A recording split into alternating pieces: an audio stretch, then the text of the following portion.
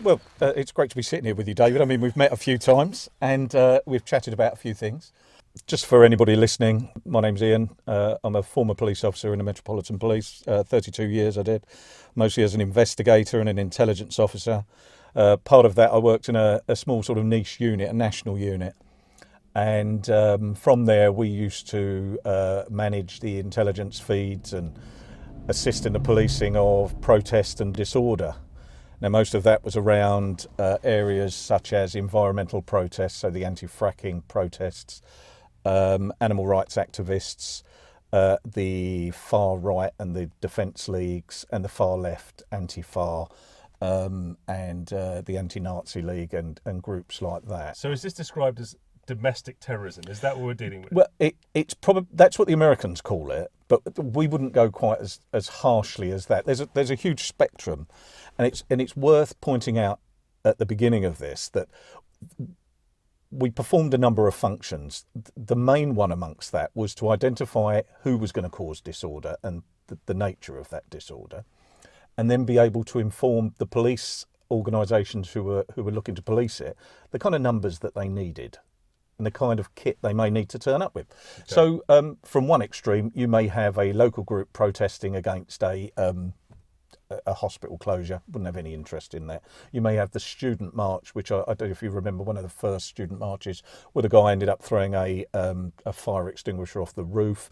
So we'd be looking to gather intelligence on those groups and be able to inform, say, the Metropolitan Police that they may want to come sort of tooled up with some heavy kit and more than just one or two people giving directions. The vast majority of protests go off peacefully. Vast majority of people want to have their voice heard, want to say their piece and go home. Right. But what we found was there was a hardcore groups who were happy to engage in violence, intimidation, damage in order to get their message across. It was a small number. Now, the department I worked for was a national unit, and it came along years after. You may have read some of the undercover policing, which caused a bit of a stir, and there's still an undercover policing inquiry. The unit that I worked with had nothing to do with that. This was a separate one entirely. Right.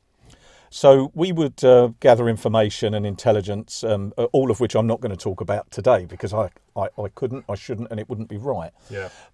But when you look into the mindset and looking as we do, and we discuss ourselves about field sports and how at the moment we seem under siege almost, from animal rights activists, people claiming to be vegans and pushing a very hardcore vegan agenda, and a whole host of other groups across the media who seem to have a very bad feeling about anybody who goes hunting, shooting or fishing.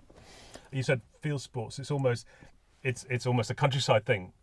I want people to sort of almost have a sense of empowerment because the power seems to have been lost in. There seems to be a case that people don't know what to do or how to react without getting themselves in trouble. Well, the difficulty we have, if you can roll back and remember a group called Stop Huntington Life Sciences, SHAC they were called, Stop Huntington Animal Cruelty, in fact. Now, they employed many, many different tactics, which were new and were innovative, if you like, in order to try and close down that organisation. They were exceptionally hardcore. Now, the people were caught eventually, prosecuted and imprisoned, and a few numbers remained. And much of that bordered on intimidation, threats of violence, and that managed to get quite a lot of traction because at the time there wasn't a national police unit that was overseeing it. So you could commit what on the face of it seems a minor crime in, say, Cornwall, and then drive up to, say, Kent, commit a similar minor crime, and those two would never be linked up. Ultimately, and I'm cutting a very long story exceptionally short here, the government stepped in, had to provide banking for Huntington Life Sciences because Barclays had been pressured so badly and people who work for Barclays had been pressured. Anybody turning up to do the cleaning, people delivering toilet rolls, anything like that had been pressured so much that the government had to step in and stop it, and that's why they ended up getting a task force together. Okay. Now, at the moment, those people's focus has gone from vivisection and what have you. I don't think it gets the kind of money and the kind of coverage that it used to. And they've turned their attention now to hunting, shooting and fishing. And it's also an excellent money spinner for them. This is a lifestyle for them. Now, I spoke to you about some of the work I've done in the past, and I've in 32 years of policing, I've had the opportunity to work on some interesting cases and investigations. But very few, in fact, I'd almost say none, are as fanatical, as single-minded, and as committed as the leaders of these groups. Wow. And that's what I always found a little bit chilling. Some of the people that I have followed, worked with, investigated, all of those things, they would have a day off from being a villain sometimes. But but for these people, it is a lifestyle. Now, many of the people who watch Field Sports Britain, I'm sure, they go shooting on Saturday, they might go fishing on Sunday, but on Monday they might put the gun or the fishing rod away, go to work. This is a 24/7 lifestyle for these people. All day, every day. And they cannot be reasoned with. And it's pointless trying to. When you see people come on Facebook and they start arguments with them, pointless. Absolutely pointless. We will not win with reasoned argument because we have it for field sports, but we'll never win. I mean, I watch Charlie on television and he does so well. But the message we've got to get across is more nuanced and a little bit more complex when it comes to it. All they do is say, they're horrible, they're killing animals. We hate that, don't we? And they use a tactic, and I know I'm jumping around a bit here, hopefully you can edit it. They use a tactic called delegitimising. And you see that happens quite a lot with the far left delegitimise, say, the Conservative Party. You see people wearing "I'd never kiss a Tory," I couldn't be friends with a Tory. Yeah. It's all right to call Tories scum. Yeah. Now, if you, with the exception of putting hunt in front of scum, if you was to put any other word in front of that, any other race, creed, gender, anything in front of that, you'd have your collar felt. But at the moment, we've found ourselves in a position where it's okay to behave in a certain way towards people who hunt because they're a lesser kind of person. Now, it's quite a dangerous thing. It's happened in the past with the Nazis and all of that. Suggesting we're not going there. But if you start seeing people or suggesting that people are less deserving of the law of protection or fairness to go about their daily business doing what they want because they're a lesser kind of person, then that's half the argument done. All you've got to do then is just convince enough people to go with you. And I just wanted to read this because this says it a lot better than I can. And it says, hunting is an activity that appears to provoke often immediate and strongly pronounced moral assessments. So these are judgments. So when animal rights activists begin to target a group, when they started on hunting, and hunting with dogs particularly, if you remember, a lot of the talk was about toffs on horseback. No one mentioned the foot packs in the north, the Welsh miners' packs, the small packs where working class people were doing it. What they were doing was focusing on toffs, unworthy people in the eyes of many, because they got everything. Why should they be up there, doing this? And if you then look at all the sports they could have started targeting, why do you think they targeted grouse shooting? For exactly the same reason. It's generally very expensive sport to get involved in driven shooting. And you might wonder why when Charlie spoke to Chris Packham, he said, "Oh no, I don't like driven shooting, but if you could just walk around and shoot one or two, well, that might be okay." Well, it's no surprise that walking around behind pointers and shooting 6 or 8 birds is the kind of sport I could probably afford, but I couldn't afford a day's driven shooting. So if you're looking to delegitimise people saying they're rich, they're toffs, they're bankers, not paying taxes, they're unworthy, they're not one of us, then depriving them of their sport or what they want to do, even if it doesn't hurt you, all of a sudden it's maybe not something that you're even interested in because it's not affecting you, it's affecting those different people, those kind of toffs. And it's a very dangerous route to go down. And just to illustrate that again is we may wonder why so many hunt sabs are out in the fields around London, in the southeast, around Brighton and what have you, trying to stop trail hunting. Whereas we don't see very many of them in the fens of Lincolnshire or Cambridge trying to stop illegal hare coursing. Now, I wonder why that might be. Because there's been more prosecutions under the Hunting Act for illegal hare coursing than there has been for hunting with hounds in the traditional sense that we know it. Right. But it's a lot easier to target the so-called toffs, the entitled, the rich, because that gets a little bit more sympathy when you're standing in a street asking for people to give you money to drive your Land Rover around to stop it. Plus, of course, they're likely to get a piece of metal around their head if they turn up trying to stop an illegal hare course. You've talked about these guys having a lifestyle. It's 24/7. There is no break in this. How on earth do they afford it? Well, what we found in the past, and it's even easier now, is they would set up a stall somewhere in the West End of London or a northern town perhaps, have leaflets done with old pictures of animals being tested on for cigarettes and what have you. And they would basically prey on people who would wander along and say, look at this, don't you find this disgusting? It is, well, if you give me £2 a week or £2 a month, we can stop this. Now, they never give any indication of the way in which they would stop it. And I'm certain that the vast majority of people who were to give money would not accept with blackmail, violence and intimidation. But it's fundraising in the traditional sense. We're talking about serious amounts of money being donated. But times have changed now, and you don't really have to stand out on a street corner, with old pictures. And now what we can have, Facebook pages, places where you can donate a £5, places where you can demonstrate your love of animals or your caring side towards animals at a distance without any real involvement in the end result. So I'm a terrible one for following all these Facebook pages, and I'd say to anybody to go and have a look at them. Follow people on Twitter. Follow our enemies on Twitter and see what they're talking about. Don't get involved in it, but just see how serious this is, because this is a 24/7 daily attack on the things that we hold dear.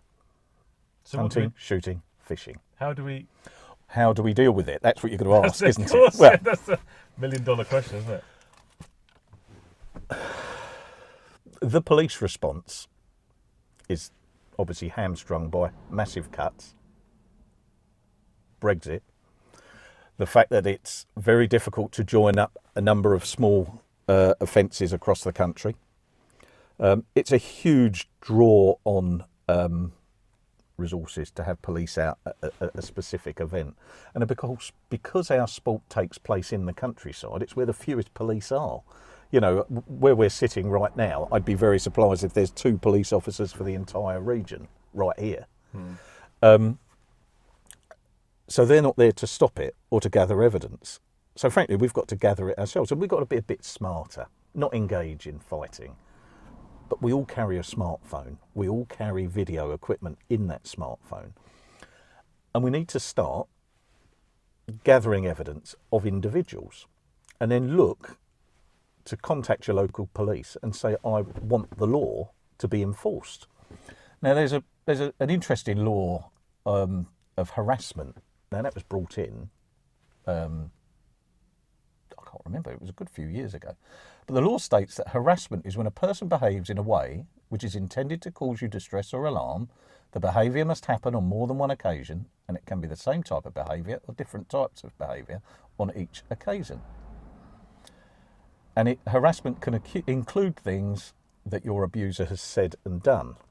Now, of course, traditionally, we would always imagine that harassment would be an offence that maybe can only be committed between an ex-boyfriend or a stalker and what have you. But that's not the case. And harassment offences were used in the past when people from various animal rights groups would be constantly contacting companies or following individuals from companies or airlines or people who work in a pharmaceutical company. And so these are offences that we should be saying to the police when we spoke to them, have you considered this?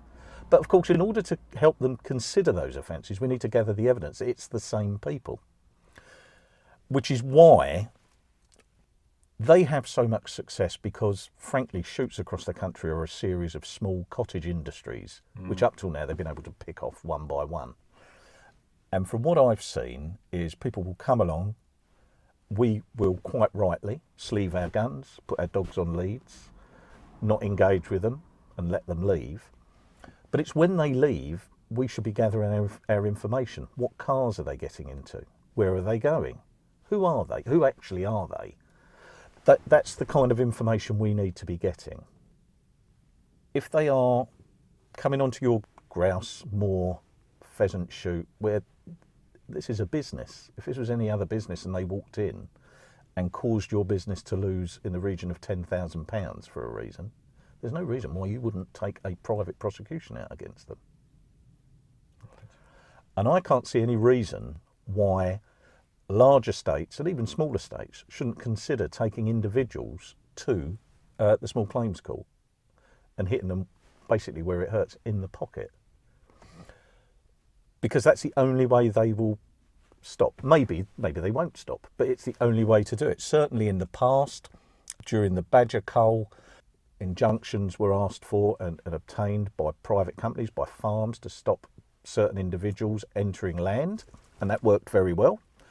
There are opportunities to go and ask for an ASBO if people are being continually an antisocial behaviour order coming onto your land and committing those kind of offences. They still exist, do they? Oh yeah. ASBOs are still there. Right. And we, in the field sports world, don't use them. Again, they are very good at organising. They got themselves together. They organise so well. There was programmes on Radio 4 a couple of months ago where they were talking about a lot of protest groups in the 70s, particularly gay rights, were having a hard time in the 70s. But they said, we organised and we protested and we won. And at the moment, they are very well organised and we're kind of not. Do you know what I mean? I mean, if anybody's out there and they're shooting or hunting or fishing and they're not a member of a field sports organisation, then they're kind of on their own. What we need is everybody to be gathering around, everybody to be supporting each other. Whether you're a tiny shoot or a large shoot, everybody needs to be pulling together. The more evidence you can gather, the more information you can get. Take me through that scenario I ran in the news this week. So there was you got the Land Rover, you probably got half a dozen people all masked up in that Land Rover on private property. Yes. They are trespassing. Yes. So is that something, I mean, in that situation, what would you be looking for if you were there yourself? So you've got a load of blokes, they're shouting abuse, you've got children there, you're trying to protect those children, you might have horses that obviously you want to make sure that are safe and looked after and then don't get skittish. So how would you sort of treat that scenario? What would you be thinking about? Because you'll have a cool head, whereas others won't, because you're trying desperately to keep everyone safe and absolutely everyone from getting into trouble. Well, keeping cool is the very first thing. And I know that's so difficult. Oh my goodness. Absolutely. They're dancing in your face. Yes, and they're doing that for a reason, because they want a reaction. There's nothing they hate more than not getting a reaction.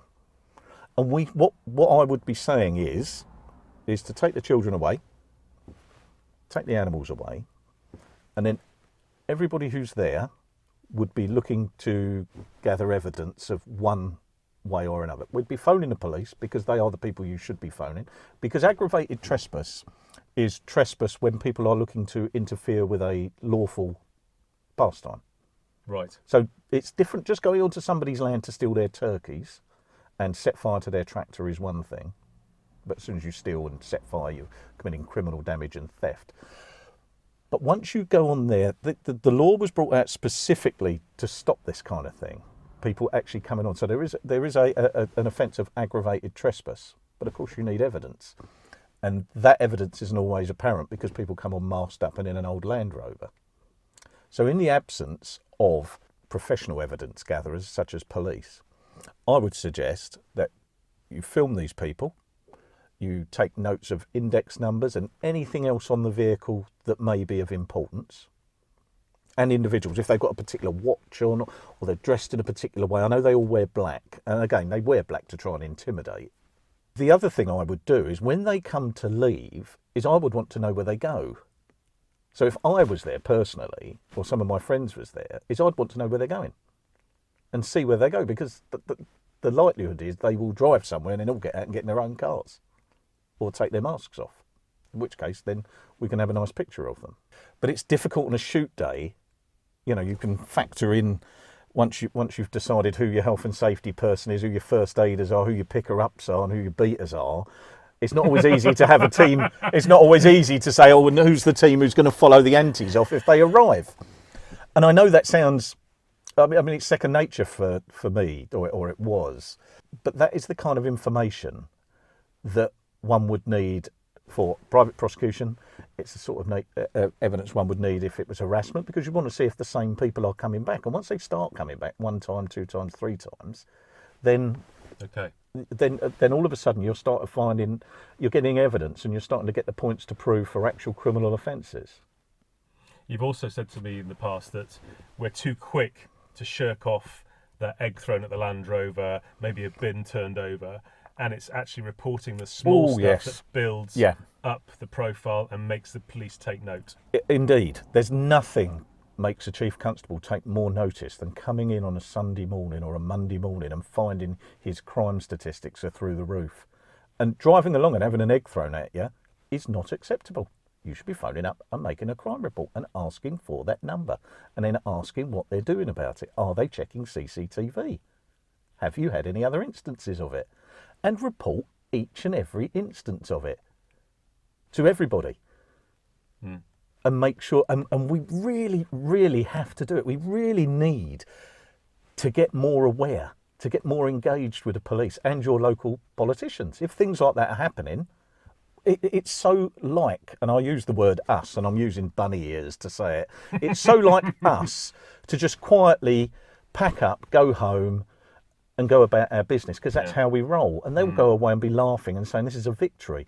And we need to be a bit smarter and to get involved a little bit more. And as you said there, and make sure that each and every one is reported to the police. And certainly, if you're getting threats on Twitter, each one of those is a threat, is a crime.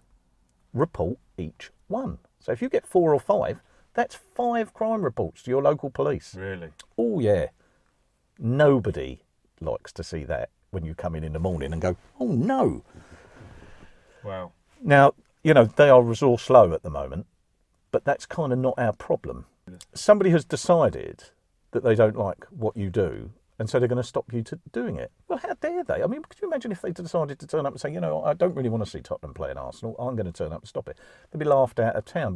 But for so long, we have been very, very passive. Now, don't get me wrong, I'm not suggesting that we start swinging fists in at them and all of that. What I'm suggesting is that we get organised and that we get clever, and that we start asking questions of the authorities who should be protecting us, and asking our MP. I mean, I wrote the other week to my local MP, all the talk of trophy hunting at the moment, and you feel kind of powerless. I mean, I've never been trophy hunting to Africa, but it's important, because what they do is they'll chip away, they chip away until you've got nothing left. Yeah. And we really all need to stand up. So I wrote to my local MP, and I sent him a link to what I thought was quite an interesting CNN, I think it was, report in Africa.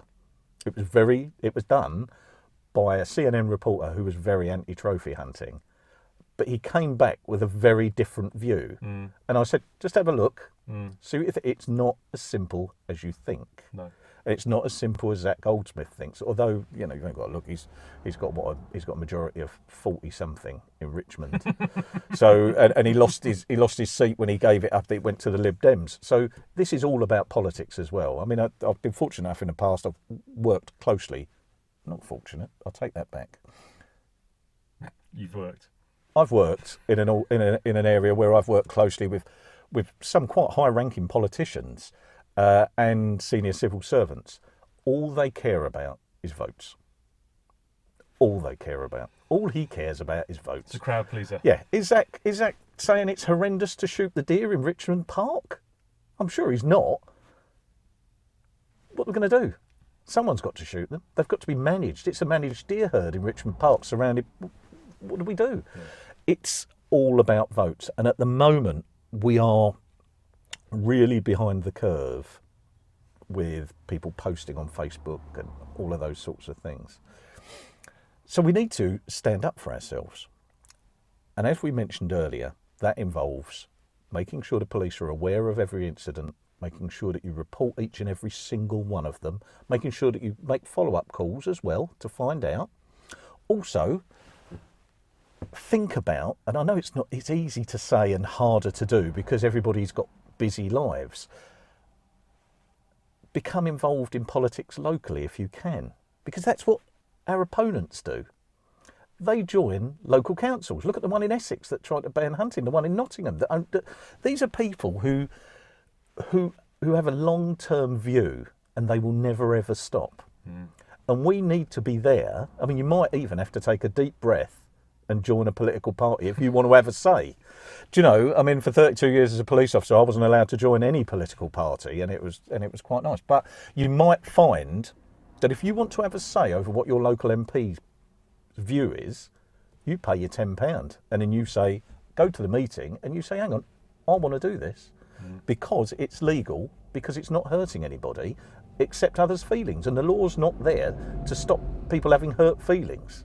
I've used this analogy before where we've got the predators who are individuals and they're weeing in the corner of their field because it's their patch, and you've got these herbivores that are incredibly well connected. They work as a community. There's eyeballs everywhere looking out for these individuals such as yourself. Yes. Are there as many as we think there are? Because they seem to be everywhere. Or do you think there's just a hardcore that are just doing a bit of a UK tour?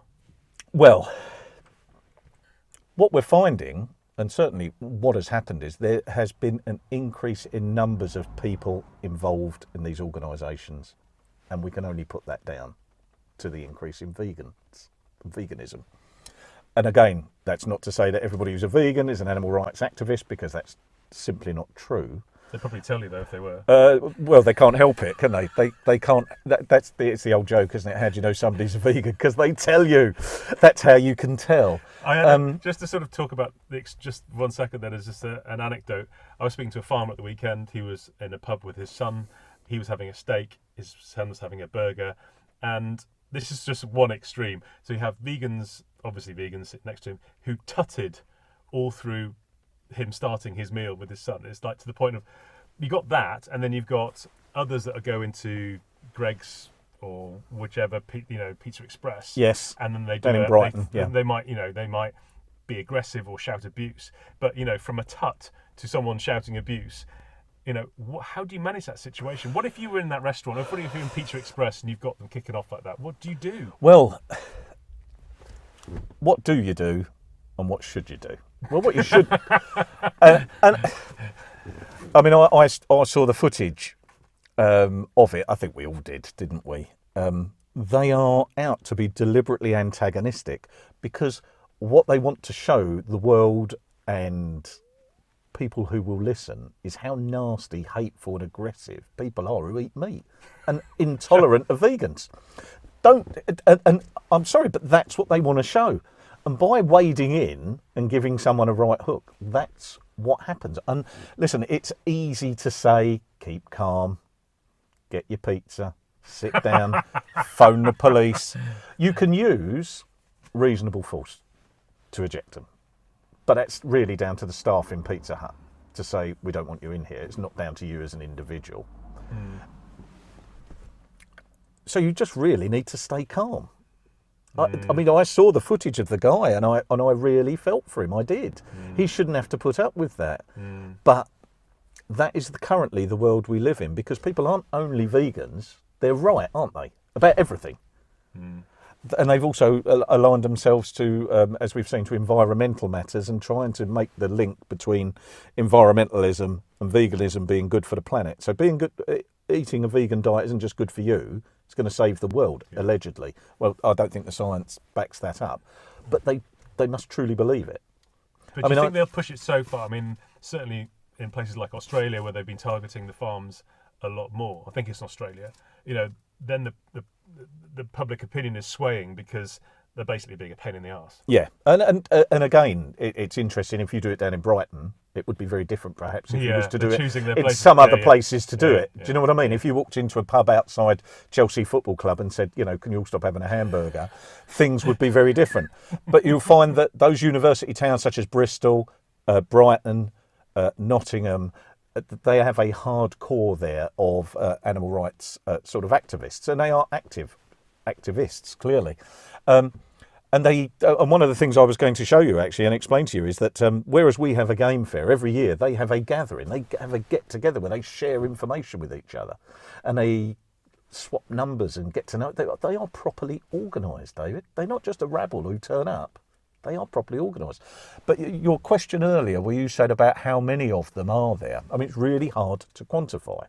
Really hard, because much of it goes underreported. Hopefully not as much now, but it should all be reported. But generally, what one will find is that the North Staff's hunt sabs are the South Staff's hunt sabs, and the East Riding's hunt sabs are also the North Yorkshire hunt sabs. Do you know what I mean? Because on social media you can be as many people as you like, and it gives the unwary contributor a feeling that there's a real group out there, and it can often lead people to be fearful that everywhere they turn there is a hunt saboteur, whereas it really just isn't true. They have to sit down on a weekend and decide where they're going to go. I'd be very surprised, hardcore, if there was more than 100. Right. I mean, I have no. I'm just talking historically, and we're talking a few years ago now. But now, I'd say more than 100. But people are being dragged out of universities. We know people are paid. You want to come for the weekend? It becomes a bit of a social event. We're going to go and annoy some toffs. We're going to go and save pheasants. But it's very different because nobody who's a vegetarian felt everybody else ought to be vegetarian. But of course, when you're the vegan sort of mantra seems to be that being a vegan isn't enough. You have to make sure everybody else is one as well. And I think I put you onto that website, which is well worth a look, called Bite Back, where animal rights activists across the world post their small videos on, which show that we're far from alone in this, and that it's happening. And I think you reported in the news a couple of times Swedish high seats being pushed over, butchers in France being daubed with paint and what have you. Certainly happens in Canada quite a bit, and it's a phenomenon at the moment. I mean, I was thinking while I was coming down here about how people would view the Greggs vegan sausage roll. And I'm sure the vegans would view it that it was an acceptance that veganism is a growing lifestyle. But I'm sure Greggs thought, we can make money out of this. Because they're in the business of making money. Yeah. And, if you can't buy a vegan sausage roll anywhere and you can buy them there, that's why they flew off the shelves. I can only imagine. Let's talk about some of the posts that have been put on where lots of pheasants. I mean, we've done a report with the game farms, basically with birds being released, and certainly one of the game farm owners that I spoke to said the police were almost laughing at the idea that he was a victim because he had big gates. He's got Malinois there. He said, "What about my 6-month-old? What about my 6-year-old? What about my wife?" And these people are turning at Marston and tooled up. So that makes me surely a victim. Why are you seeing me as a non-victim? And I think that's a bit of a concerning trend that these big butch blokes and girls are basically should be able to look after themselves. Yeah, and totally beside the point and absolutely outrageous for the police. Now, I don't know if this was in banter or whether this was actually for sure. He got cross. And he has every right to.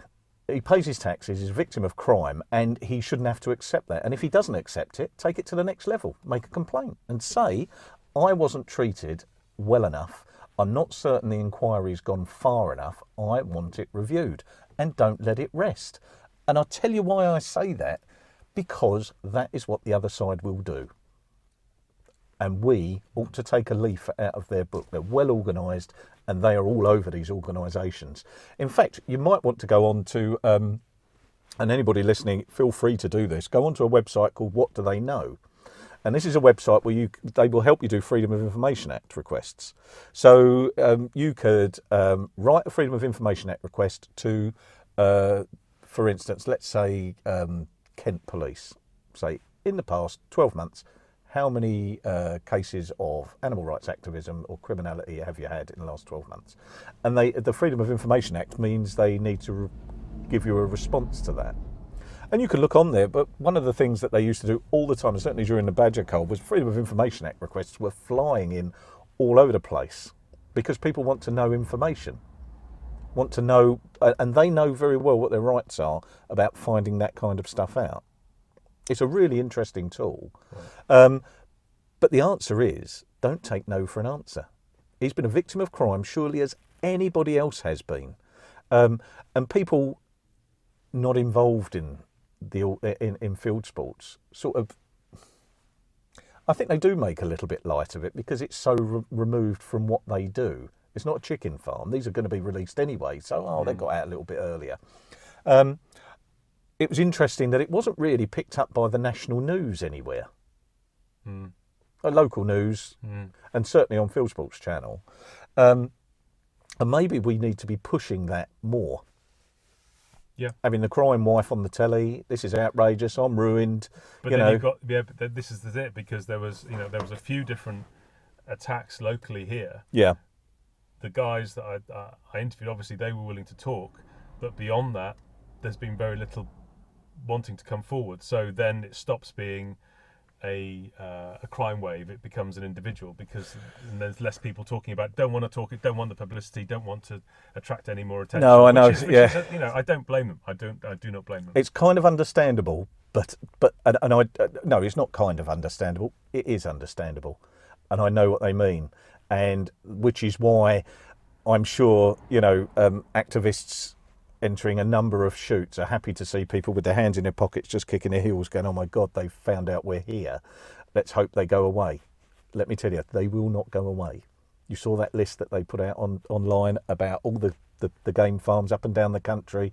That list is there forever now, forever. Anybody who gets a bit bored at university or has got a weekend, once, Extinction Rebellion aren't having a do, they will turn their attention to somebody's place. It will not go away. And by not giving it that publicity and that it deserves, it won't stop it. It won't mean they won't come back to you. Okay. It really doesn't. But again, it's easy for me to say. It's not my business being trashed. All I can say is, I want to say, what I want to say is, don't be, I don't know how to say this. What I want to say, David, is don't be that frightened of them. Don't be as frightened of them that they're not the activists of the past. A lot of them are wannabe activists. Don't be as frightened of them as they want you to be, is what I kind of want to say. You shouldn't be as frightened of them as they want you to be. You've got the law on your side. You're not doing anything illegal. You're doing everything absolutely right and proper and within the rules, and you should stand up for yourself. And I'd like to think that everybody involved in field sports will come and stand right next to you every day of the week. And they should, and your neighbours should, and everybody should. Because they think they can pick us off one by one. And up till now, that's kind of what they've been doing. I don't know if that's really the right way to say it. It's easy for someone to say that. But coming from that environment, I'd say, don't be as frightened of them as they want you to be. A lot of people don't want to get involved because they think, oh God, they're never going to leave me alone. They're never going to stop. If the criminality escalates, the police response will escalate. It will have to, because we're no longer going to sit on our hands. We're going to be on to the Chief Constable. He's going to be our best friend because we're going to write to him all the time and say, what are you doing about it? Are you the Police and Crime Commissioner? What are you doing for me? Because I'd like to come and meet you. Because you're a vote elected. I want to know what you're doing about me. Because I'm rural, I still pay my rates, I still pay my taxes, and I want police protection as sure as anybody living in downtown Tonbridge does. Because that's how we're going to better protect ourselves, by becoming more involved, by putting a foot in the door, by being that irritating person who, when I was in the police, would never stop. But you had to listen, you had to answer, you had to go ahead. And it's quite within the rights of all of us to do that. What will happen is crime could come in, you'll have a look at it, you'll read Pheasant Farm, it's gone out, oh dear. Yeah, no, there's nothing really we can do. Yeah, no. Have you got any CCTV, which we of course all should have? Have you got any photographs, any, trail cameras put up? No, okay. Thanks very much, bye. Can't take it any further. Yeah. Because they can only... Help yourself. Yeah, absolutely. Again, we need to get smart around security as well. Give something. You've got to give them something. You've got to give the police something. The days of, a bobby pedaling along and bumping into them is long gone, unfortunately. You've got to protect yourself. You've got to have CCTV, and you want the one that doesn't have the little red light on it or the infrared on it. You can get them now that are sealed, because what they do is they'll come along with their thermal imaging, which they buy, and they'll sweep an area and they'll say, oh, there's a camera up there, because they can see the heat off of it with their thermal imaging, as sure as we can see a fox with it. So we need to get smart around that as well. Yeah.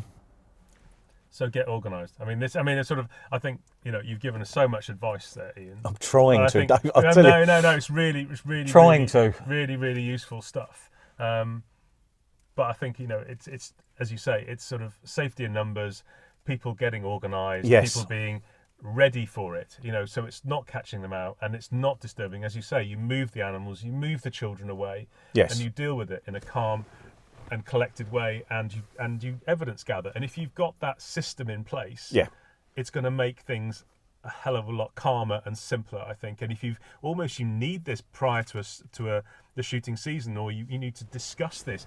What if something happens? So it's putting that preparation in place. So therefore it doesn't. So everyone isn't at 6s and 7s and looking for someone to take the lead. Who maybe there's one nominated person that does the talking. Everyone else just gets their phone out and starts doing the recording. Yes. Obviously there'll be one person who asks them to leave if they're trespassing. The difficulty comes when they're on footpaths. Very difficult.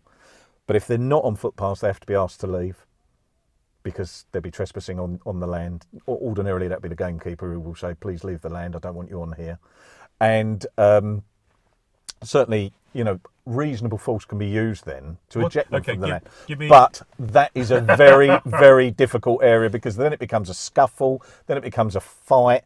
I would say that you don't use reasonable force to eject anybody from your land until the police are with you.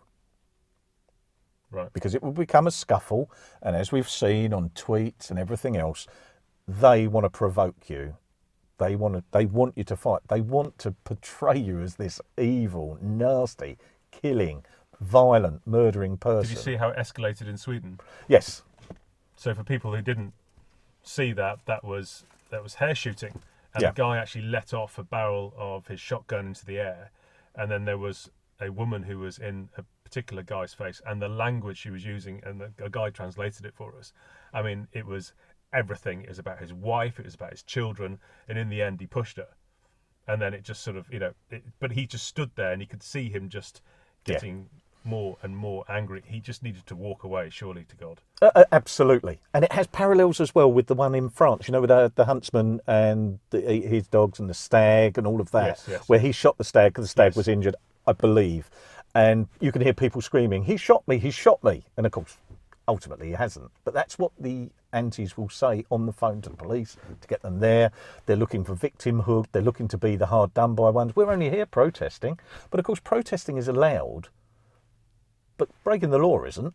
Protesting is standing at the front saying we don't agree with this. And vast swathes of people up and down the country protest about hordes of things all the time, legally, rightly, without causing any damage or anger or frightening people or intimidating people.